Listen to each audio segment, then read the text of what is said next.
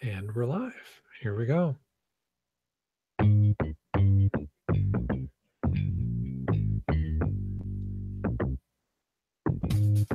we're live. Here we go.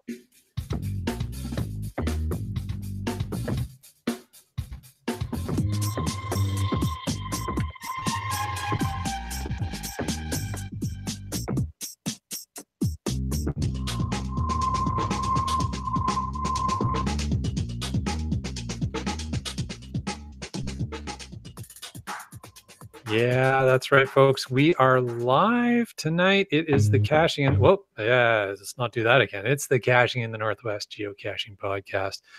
And oddly, the monkey is doing all the talking right off the start of the show. Like, what is that all about? Well, let me tell you.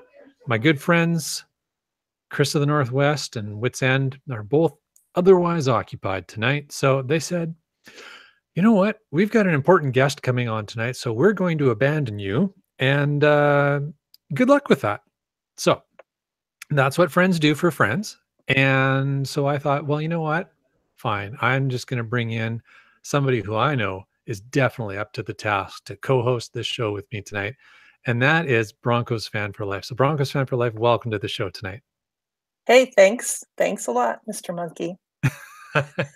Welcome. Thanks for bailing me out so I didn't have to do this show all by myself. Because, you know, as much as I love the sound of my own voice, I don't know if I could do a whole hour of it. It's a bit much. All right. Possibly. Possibly. All right.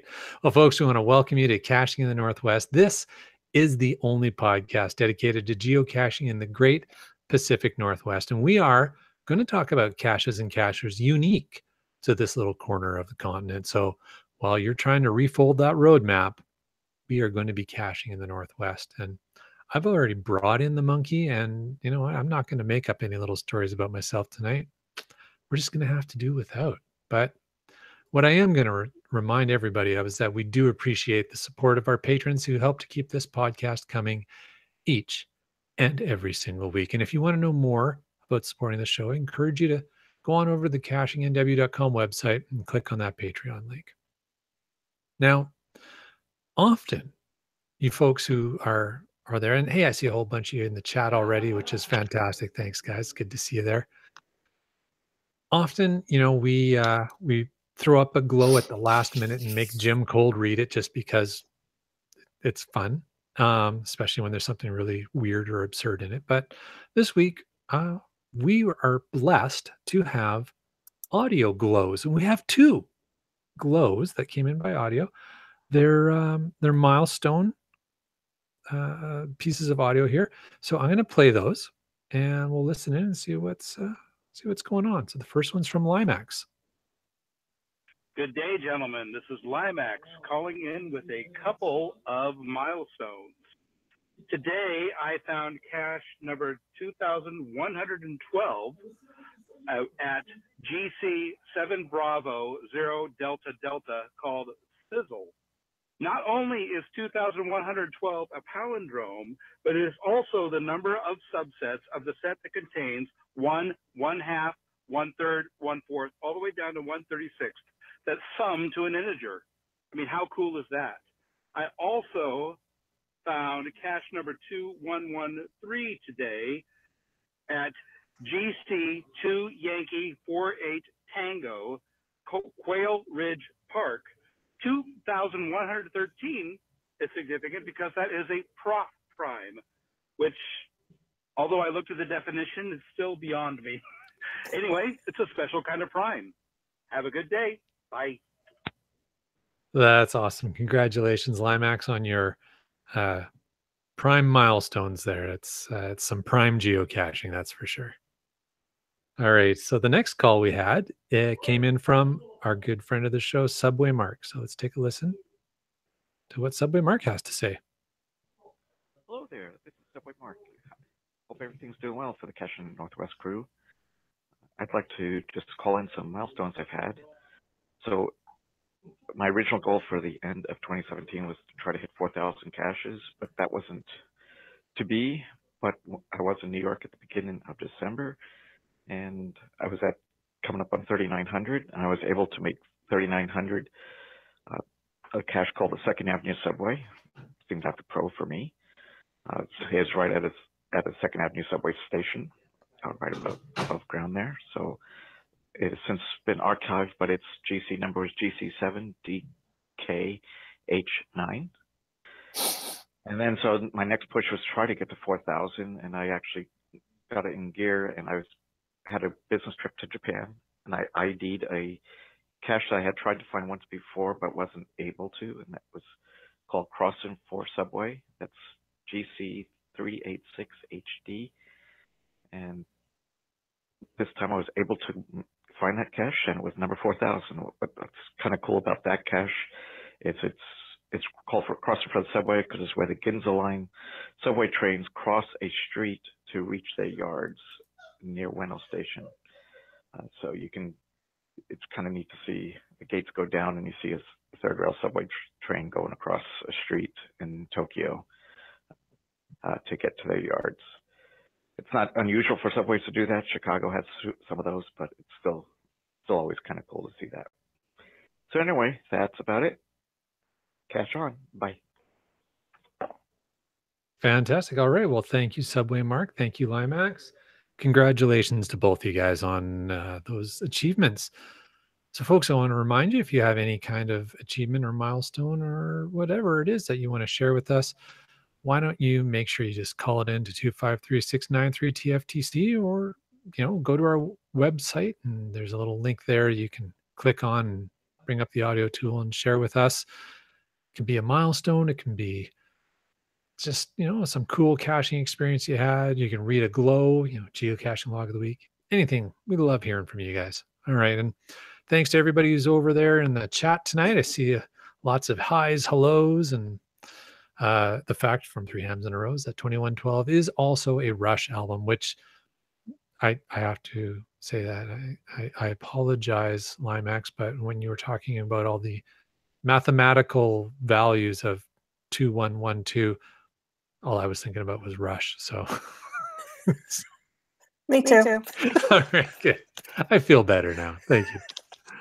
All right. Well, you know what? Let's switch gears. Let's talk to Broncos fan for life. And we are going to talk tonight about mega events in the Northwest, because there's a bunch of mega events going on in the Northwest this summer, and I am super stoked about it. So before we jump into that, why don't you tell us a little bit about you? Maybe whatever you're comfortable with, sort of general location, where you do most of your caching, what you prefer when you go out caching.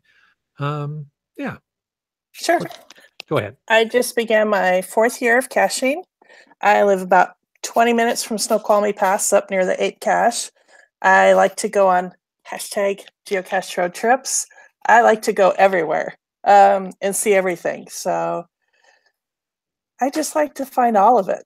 But I think that's I don't think I'm gonna get all 3 million. Got to get a passport first.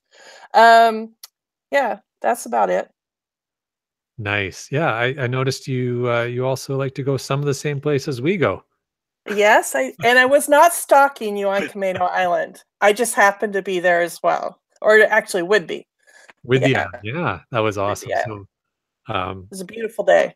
it was a fantastic weekend. We were really lucky with the weather, but yeah, it was funny. We were on Whidbey, and we were doing some geocaching, and I had just done an upgrade on our phone and our phone plan, so I've never had roaming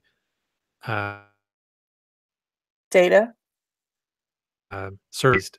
Yeah, data and voice and text, but I was really pleased to be able to use it. So I was using it a lot, and I noticed you posting photos at caches we've been to already, either earlier that day or the previous day. I'm like, hey, she's here too. So Yeah. that was kind of cool. All right. So I understand you are also involved in the WSGA. That's the Washington State Geocaching Association. Yes. Currently, I am the #money person, also known as the treasurer. And this year, I'm also co-chair for the APE event this Wow. summer. That sounds like a lot of responsibility. Yeah. I have a co-chair, Jesse Maxwell, JT Coffee. So, yeah. Nice, nice. I think I've met her. I think we did a little bit of caching on the hike to Monte Cristo. She was on Monte Cristo High. That's Yes. that's where I'm remembering her from. Okay. Very cool. All right. Well, as I said before, we understand it's going to be an exciting year for mega events in Washington. So I'll hand it over to you. What can you share with us? Yeah, so we're lucky to have 3 mega events this year in the state in June, August, and September. The first one is GC7FTKR, and it's June 23rd. That's the Tri-Cities Geocoin Challenge run by Richland Parks and Rec. It's a great event. They really have it dialed in. They have lab caches in all 4 cities. I hear they have some fantastic trackable coins coming out for the event. Vendors, Aceto following the day after the event. Yeah, that's a fantastic event. We've gone for I think the last 3 years in a row. It's a bit of a drive because you're really going down into the kind of the southeast corner of Southeast. Yep. Washington. Just near the border of Oregon. Right on. Yeah. So so you got to kind of make a trip of it. We usually make a long weekend out of it, but man, that's just some neat country there. For folks who are maybe if you're BC based or you're kind of used to this area up here, it's a lot like gold country and sort of the rolling hills and dry deserty kind of area. So Yes. that's what it's like. It's definitely it's high desert country. Yes, Yeah, that's the right term for it. High desert. Thank you. Yes, and that's also hotels fill up super fast that weekend because they have the Hot Summer Nights car shows that same weekend and softball tournaments. So, but they do have camping at the state parks there, so there are options. Right, and the event itself is usually held at the state park. The which one is that? Sacagawea. Sacagawea State Park, right? Sacagawea. Yeah. Yeah, there's an easy word to remember. All right. Sacagawea. Sacagawea. Got it. All right. Okay. Well, hey, so that's the first one. That's coming in late June. What's up next? Up next is GC7HJBN Going Ape 2018. So it'll be the second ape event after the ape's been reactivated, the ape cache. It's on a Sunday this year. So we did move it back to Sunday because we worked with Goblin Dust and he's having a Tall Ships Pirate event on the day before, Saturday in Port Orchard. So it's, the ape event's pretty low-key mega. It's all about exploring the tunnel, the ape cache, hanging out with fellow cachers. We're going to have some different kind of swag this year. So we already have some stuff designed by Christian Mackey, who designed the coin last year. We're going to probably have some hats and patches to go with the coins and stuff like that. And there'll probably be a scary ape running around too. And lab caches. And Caching in the Northwest will be there podcasting too. Will they? I know those guys. I think you do. Yeah. That's awesome. Very cool. Well, so have you had patches for the event before? No. And I hear Mrs. Lane Monkey really likes her patches. She really likes her patches, so she's gonna be really pleased to hear about that. Yeah, that's great news. Well, what do you think? So I'm curious about this with the Going Ape event. Now, of course, last year was huge for Going Ape event with the reactivation of the once lost, now found ape cache. What do you guys think? How do you think it's going to pan out this year? So far, we have like 62 Will 10s already logged. So I don't know. It will not be as big as it was last year, because we moved it back to a Sunday, I think. But there's a lot of people who didn't get to come out last year that want to make the trek this year to get the ape cache. So it should still be a fair amount of people. Yeah. Do you? And if you haven't logged your Will 10, log it. There you go. Get in there. Get that done. Do you think there'll be a lot of people who make a weekend out of it, going to the Goblin Dust Tall Ship event and then coming Sunday driving up to? I hope so. That's the plan. That's why we worked with Scott to get that together, and he was able to pull that off. I think the hope is that tall ship event might turn mega too. I don't know if Groundspeak would allow 2 megas back to back on different days, but you never know. I know he knows a lot of people over there, so. Right. Well, my understanding is that you can't have an event mega the first, like it has to be like 2 years consecutive before Okay. they'll give you a mega status, I think. I don't know, but hey, you know what? Any of our experts over in the chat who may Yeah, know your more, research person. that's right, our research department. Happy to hear what you guys think about that.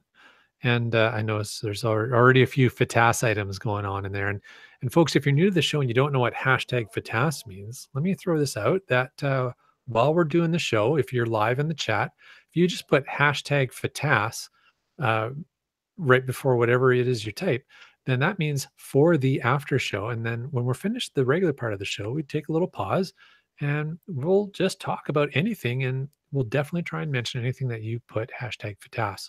So just, in case somebody's new and wondering what that's all about. All right. So that's Going Ape. That's oh, hey, you know what? Looks like research. Oh, there we go. Research has on it. They've said if an event gets enough Oh, content logs, it can become a mega in its first year. The final call is always up to HQ. So Tall Ships event could go mega. could go mega. That would Now be that would be so cool. very cool. All right. Awesome. Awesome. All right, you guys. Thank you, research department. I know it looked like it was a race between Team Finn and Brylang. So we just love you guys jumping on that stuff every time. That is so helpful. Okay, moving on. And we're gonna loop back a little bit and talk about that Goblin Desk Tall Ship event in a little bit. But moving on. So we've hit June, then we've come In in August. August. What else is next? Oh, sliding into September now. GC7CX8F, Geocoin Fest in Seattle. It's technically Issaquah. So it's on a Sunday, September 30th from 9 to 1 at Issaquah at the Pickering Barn. There will be events all around this weekend. So there will be a meet and greet at the Triple X Root Beer place out there, a Geocoin Fest poker tournament at the Host Hotel on the night before Saturday. New this year is also going to be a coin challenge. So there's going to be 40 caches hidden throughout the area. And you get I don't think we've determined what the final amount you have to get the coin, but there will be a Sasquatch coin available for that. It's designed by Christian Mackey again. Lots of vendors and coins specifically made for the event for sale at the event. So there's a website, gcf2018.com. You can go on there and register. Registration's free. There's also other levels of registration.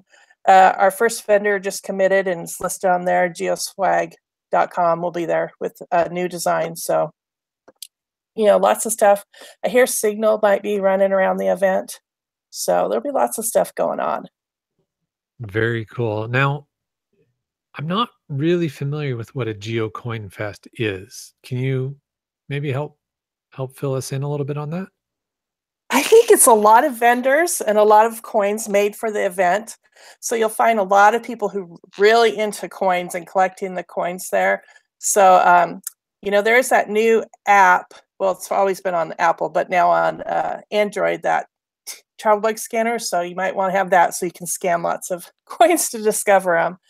You'll probably see a lot of coins that you don't normally see, rare coins. There's a bunch of people that are coming over from Germany for the event. I think a plane of about 30 right now is what I was told is coming over for the event. And so you'll see a lot of people from all over the country coming in that don't normally go to things like Ape or whatever, but they like to go to the coin events and swap coins, tell stories. Okay, very cool. So if you're not a huge coin fan or I mean everybody's a coin fan to some degree, but if you're maybe not a huge coin collector, is it still worth considering going out to Geocoin Fest? Like I think this year it definitely is because we're having the challenge, the 40 cache challenge throughout Issaquah, up north, east, be all 4 ways. If you haven't been to HQ before, it's a perfect time to go to HQ and see that. Or, there'll be people coming in that haven't done the ape cache, that didn't get to the ape event, so they can go out and do that, or head down to the tributes, down in Oregon, if they want to drive down there to do that. There's lots of stuff that can be done up here in the Northwest. There you go. Awesome. So that's good to know. I appreciate you sharing that. That's I was kind of curious about that. I've never been to a Geocoin Fest. I've heard of them before, but it always kind of had it in my mind that it's really kind of just focused on um, the coins themselves. But it sounds like at least the one in Issaquah is going to be broader. They're trying something different. Yeah. And we'll have lab caches there as well. A lot of them will be designed by Bounce Bounce. Oh, wow. Okay. So, I mean, there you go. All right. I'm in. Awesome. So let's see what we got going on over in the chat. So just some feedback. Again, Brian Lang says new events will be required to surpass 500 will attend logs before they're considered a mega event status. Right. Okay. That makes sense. That makes sense. And I know that if you've already had a mega event, you don't actually have to hit the 500 will attend logs before you're re-granted the status, because it's at the end of the day, they're sort of counting how many people actually showed up versus how many will attend logs. But if it's your first time, you got to hit that 500. So that's cool. Awesome.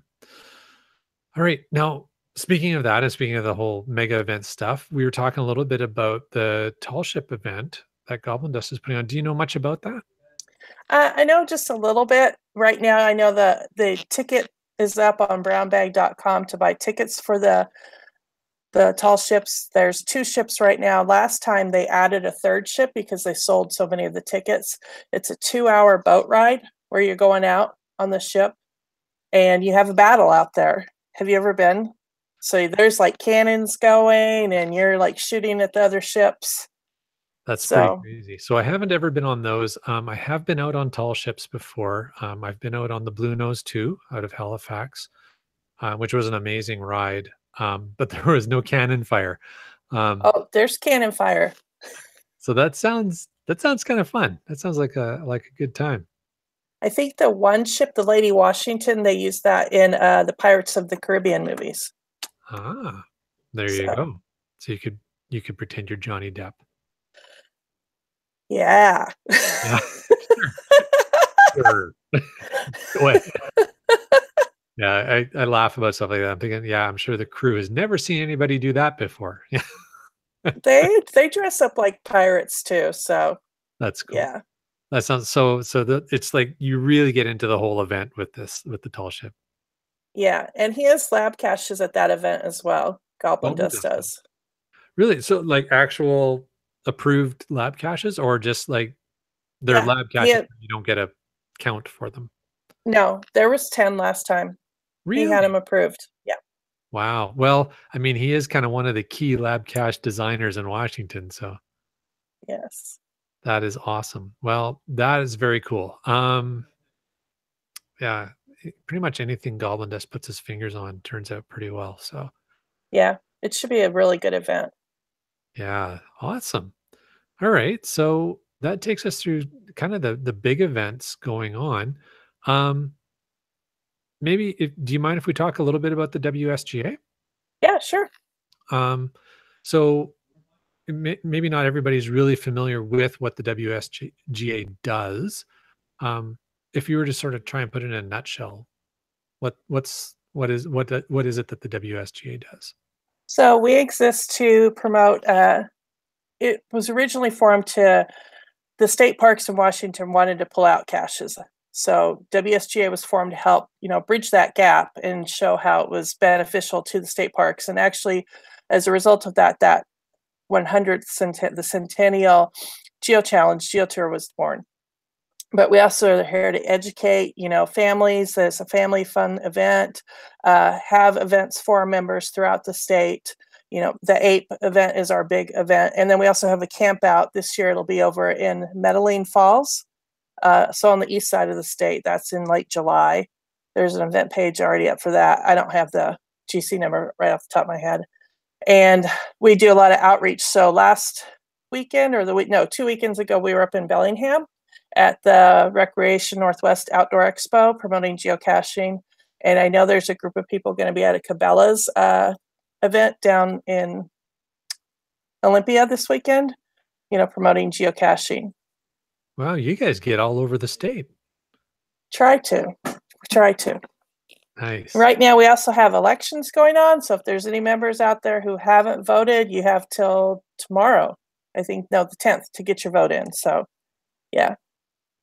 Very cool. Very cool. And, obviously WSGA is instrumental in putting on some of these great events. Definitely the Going Ape and the Geocoin Fest. And I think the Tri-Cities, they pretty much run their own event, right? They run their own through Parks and Rec, yeah. Though the members over there do help with the placement of the caches and the CETO the following day. Awesome. And that's always a fun event. There's so, as you said earlier, it's just so well run. Jen and her team just do a spectacular job every year. They do. Awesome. So it sounds like some of the key things that are going on. So I encourage people to go and check those out. Maybe what we can do is just before we wrap up, we'll just go through those GC codes one last time and make sure people have them. Ready? Yeah, go for it. Okay, so Tri-Cities is GC7FTKR. Going Ape is GC7HJBN. And Geocoin Fest is GC7CX8F. Fantastic. All right. Well, thank you very much. You've been a wonderful guest, very patient with me as I scrambled to get everything ready before the show. Thank you. Yep. It's been a pleasure to have you on. It's always great to chat with you. Thank you. All right. So I'm going to ask you to stick around and we'll do the after show after I sort of close out the show here. And you guys over in the chat, thanks so much for all the fun and information you always bring in there. Hang in there. We're going to get to the after show. We're going to talk about some of the stuff you guys have been sharing. But, listeners, if you're listening in your car or at the bus stop, wherever you are, thank you. Thanks for tuning in and listening to this episode of Caching in the Northwest. We hope you enjoyed it. I want to let you know that upcoming shows next week, March 15th, we're going to talk about keeping your caching gear organized. No, we're not. You know what? I've got old show notes. March 15th, we're going to talk about the Giga event. We're actually bringing the folks from the Giga event on the podcast. And we're going to talk about the very first North American Giga event and what's going on, what to do, how to get there, what to do when you get there. So that's going to be a great episode. It's not keeping your caching gear organized. We're going to talk about that another time. All right. The next episode, March 22nd, that is, I know I've got this one right. That's going to be our good friend Rock Chalk coming back on the show, but he's going to, I'm going to be careful how I phrase this. He's going to take off his geocaching.com HQ hat. And he's just going to be talking as a geocacher. He's not going to be officially representing them. And we're going to talk about working on your challenge caches because that dude nails geocaching challenges. It's just crazy how he does that stuff. So we're looking forward to hearing what he has to say. All right. Well, and again, we want to thank our faithful Denali level supporters. That's Team Squirrel and worldcaching.com. And folks, if you want to know more about supporting the show, make sure to click on that Patreon link on the cachingw.com website. Now, normally at this point, I read through the list of all of our patrons. And folks, I want to let you know that I do appreciate you, but my list isn't updated because Chris in the Northwest isn't here to update the list for me. So I don't want to read an incomplete list because then I'm going to miss people out and that would be so un-Canadian of me. So to be fair to everybody, we're just going to skip the list this week, but you know who you are if you're a patron of our show, and we appreciate every single one of you guys. All right. Well, until next week, Broncos fan for life. If people wanted to find out more about you or more about the WSGA, how would they either get in touch with you or get in touch with the WSGA? So WSGA, you can go to wsgaonline.org or follow us on Facebook, Instagram, or Twitter. And for myself, Instagram, Chandra Day, or Twitter @DayChandra, or on Facebook, Chandra Day. Very ingenious. Switch it up there. Yeah, you got to keep it. Got to keep moving. That's awesome. That's awesome. And actually, it's good that you mentioned the WSGA online, because the very first time I went looking for the WSGA, all I could find was the Golfing Association. Yeah, I think that was what I found the first time too. There you go. So important to know, WSGA online is .org. the URL.org. There you go. That'll get you to the right place. All right. Well, folks, if you're looking to find more about this show, make sure to head on over to cashingnw.com. And if you go to cashingnw.com, click on the host button. You'll find all of our biographies and a whole bunch of links about how to contact Whitsand and Chris of the Northwest, and of course, myself. So we always appreciate any of the support and encouragement you guys send over social media. All right. Well, you know what? We want to, I want to make sure I hit the right button here. So I'm just going to do that. Very high tech.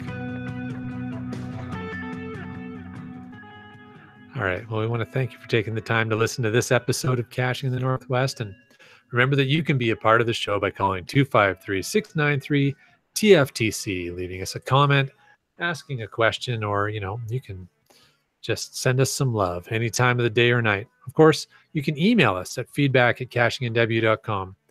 Your support helps to keep quality shows coming. So if you enjoyed this show, please click the Patreon link on the cashingnw.com website and subscribe to us on iTunes, Google Play, Stitcher, and more. The show is produced by Chris Umfenauer and Jay Kennedy and hosted by Chris J. and Jim Paulwitz. Remember, the show is licensed under a Creative Commons Attribution 3.0 license, copyright 2018 by Chris Umfenauer. And now, stay tuned for the after show. Darn it. I forgot to download that sound file. All right. That's enough of that silliness. We're in the after show. That's it. We don't have the echoey Jim bringing us in, but you know what? Here we are.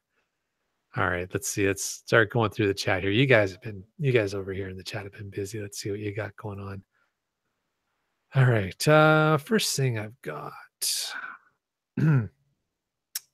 Fraser Valley Cash Bash. Yeah, our good friend Bry Lang's got a big event going on, and I think it starts up soon this Sunday, 10 a.m. to 11 a.m. at the Tim Hortons on Sumas Way in Abbotsford. The GC code's GC7JR0J. That's the Fraser Valley Cash Bash. Now, overall, any event info can be found at Fraser Valley Cash Bash.wordpro. Oh, the URL got cut off on me. Let's see. Will there be Timbits? I will guarantee there will be Timbits because you're at a Tim Hortons. Well, maybe might drive across the border this weekend. There you go. All right. Well, the URL got truncated on me there, so I can't help you out with that. But you know what? I bet you if you Google Fraser Valley Cash Bash, you're probably going to find it there. Can't see how you could go wrong with that. All right. What else have we got? Alpine's GC says, general opinions on at what number of fines does a cacher graduate from beginner to novice? I love it. Is novice actually going to be what the next level is after beginner? I guess that's up for debate, but what do you think, Chandra? How many cash fines does it make for somebody to no longer be a beginner geocacher? For me, it took 1,000. Yeah. And I still see stuff I haven't seen before. So that's a good I think it depends. It depends on the person and what they like, what they feel. I know that I see a lot of new people that go out and immediately hide something, but I did wait till I had 100 before I hid something because I watched that video on geocaching.com. But yeah. I always think that's actually pretty good advice. In waiting until at least you found about 100. So, I guess my response to Alpines would be, I think 100 to 200. I saw a stat. Now, this is probably about 2 to 3 years old, but I saw a stat from geocaching.com around the numbers of geocachers. So people who create a geocaching.com account, and how many people will create an account and maybe they'll find 20, 30 at the most caches, and then just you never see them again, versus people who keep at it and start to grow their numbers over time and get, 100, 500, 1,000, 2,000, call in with their milestone cache finds to the podcast. But the percentage, it's almost well, when I saw the data, it was close to 50% of geocaching.com accounts at that time were like sub 100 finds. So Wow. yeah, so I think a lot of people try it out. Not everybody's kind of crazy about it like you and I are, but Focused. focused. Yeah, that's a much better word. It's a much more positive connotation. That's right. There you go. So yeah, so there you go, Alpine. I'd I would say 100 to 200. Chandra says maybe 1,000, and That was for me. that was I like the 100 to 200. but I like your point that it's it depends. Once you've seen enough variety and you get the hang of it, I would also say not 100 to 200 traditionals. Like, get a good mixture of cache types into that count before you can really say that you've started to find some other stuff. All right. Bounce chimes in and says he started hiding caches at 15. I don't think he means 15 years of age. I think he means 15 finds. And I don't know. I look at the quality of caches Bounce puts out, and I'm thinking you're an exception to the rule. That's what I'm going to say to Bounce, because I would agree. most of the caches I find from people who don't have that many finds under their belt are not at the same quality as a Bounce cache. Let's just put it that way. All right. What else we got going on here? Brian Lang's asking what my next cache is going to be called. # planetary pursuit. Yeah, you know what? I'm not going to answer that question tonight, but and that's actually a baiting question because he knows the answer to that. But I'm going to leave everybody a little bit of suspense. All right. Keats94 asks, and this is a question for you, Chandra. What's the weather like in Snoqualmie Pass? Is it kind of like the Coquihalla Highway? Does the snow linger this time of year? Oh yeah, there's snow up there right now. People are skiing up there still, but the roadway is going to be fine unless it's snowing and people drive stupid. It happens. I live up here, I know. But no, it's supposed to be fine this weekend over there. Sunny and probably low 40s going over. So very cool. Yeah. All right. Yeah. But people ski up there probably for another couple weeks. Wow. Okay. Yeah. So there's definitely snow on the sides, but the road is clear unless there's like some freak snowstorm. Yeah, there was this last week. It got closed a couple times for people spinning out, and they had to clear the roads. But yeah. Wow. Okay. Good to know. There you go, Keats. What else we got? Team Finn. #Fatas. They said, usually we determine the theme of our events, but on March 22nd, you decide it's National Make Up Your Own Holiday Day in Fairwood on March 22nd. So there you go. You can head on out and decide whatever you want to call the event and have fun with those guys. There you go. Good times, good times. Got some feedback around sound effect fails and what's with the lack of sound files. Well, that's because I'm running the show by myself and I did the best I can, and it's just the way it is. So use your vivid imaginations and I'm sure it'll be wonderful. All right. Yeah, well, there you go. Dora Moore said, nonsense. We all heard it in our heads. Thank you, Dora Moore. I appreciate that. What else we got going on? Team Finn's looking for help on their essay that's due just before midnight tonight. So what's the essay on? There you go.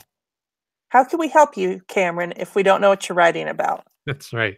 Or we could just make stuff up. It's National Make Up Cameron's Essay Day today. Oh, he could get a good grade on that. Oh, I'm sure it's going to be spectacular. He doesn't want to pass or anything, right? No. No. Okay. So we're good there. All right. I talked about bounce caches, started hiding caches at 15. Keats94 replied, he says, I think it depends on what types of caches you find as to, yeah, I think we touched on that a little bit. I think that's a good point. Alpines, thanks for our feedback to the question. So, well, Alpines, thanks for listening tonight. We appreciate you and everybody else who's there in the chat. You guys make it fun for us. Keats94, I hid my first cache at 6 finds. It took a while to get the reviewer to agree to a feasible spot. I had no idea that there were rules at that time. Well, there you go. So probably sometimes good to follow some of the videos and tutorials on the caching.com website to give you some instruction on what to do.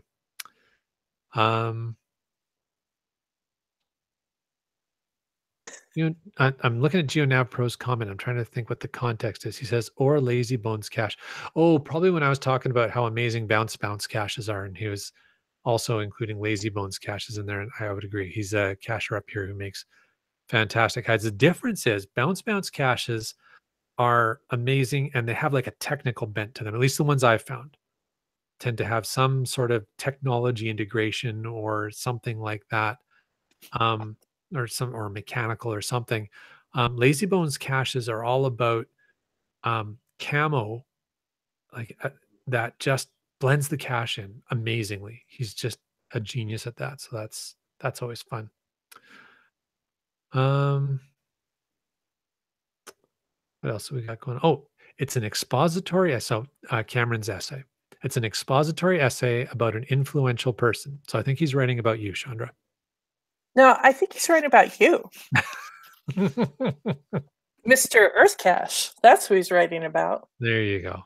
So, and his essay basically determines his grade. Oh, hashtag fail there, Cameron, if you're not done now. Oh, wow. That's funny. Alpani said that he had waited till he had 100 cache finds, I guess, to do his first hide. Had 2 complete fails out of 7. Not sure what that means. There you go. Start Cacher, he's in here. He says, I hid my first at 1,400 finds. I waited too long. Not necessarily. I mean, if you feel... Some people never hide anything. Yeah, that's right. Yeah. There you go. Dora Moore said that Cameron's writing about his teacher or his professor. And Cameron says his English teacher knows what geocaching is. So there you go. You can write it all about GeoAware. There's a person. Isn't that several people? Well, there's the original GeoAware from the US, but I get there's 2 guys, and I keep getting them mixed up in my head as to who they are. But I've met both of them, and neat guys. All right, and GeoAware CA, I've met her once. If there is only one, maybe there's more than one now. So yeah, there you go. All right, you guys. Well, I think that probably wraps it up for tonight. It's been a lot of fun. Fun stuff over in the chat. You guys are always crazy and fun, and just help make this part of the show a lot more, I don't know, what's the word I'm looking for? A lot more creative. There you go. All right. And Keats94 says, when he started caching in 2010, it was a different time. I thought you could just scatter them everywhere. Just throw it out there. Yeah. And Alex is there. He's watching tonight. And he said he hit his first geocache while he was living abroad in Japan. He has yet to hide a cache here in the Pacific Northwest. Well, you know what? I think we should encourage Alex to get one out there. A letterbox. Alex, do a letterbox. There you go. There you go. Very nice. All right. Well, folks, thanks for watching. And, get out there, cache safely, and cache often.